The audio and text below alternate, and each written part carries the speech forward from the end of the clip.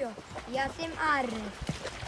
Z mano je tudi moj brat. Po končanih šolskih obveznostih gremo v gozd. Danes vam bom predstavil, kako spečem ajdov kruh.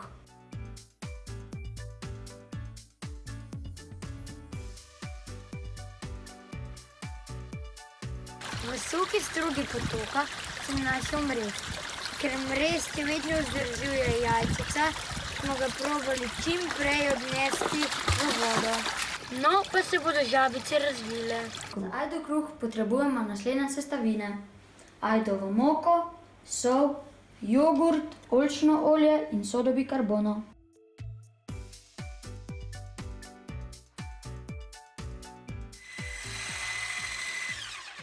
Z mešalnikom mešamo tako dolgo, da dobimo gladko zmes. Bomo kruh dali v pečico za 45 minut na 180 stopinjah. Le kam nas podvodi naprej? Glej, z beleska si narediva lok in puščice. To bo ta prava. V rokah držim lok. Lok je iz debele upognjene leske in modre vrvi.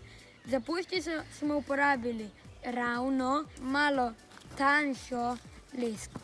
Od spredaj smo naredili špico. Od spredaj debelejša, od zadaj tanjša in izrezali smo držalo za lok. Sedaj ga v krpo zavijemo, da se ohladi.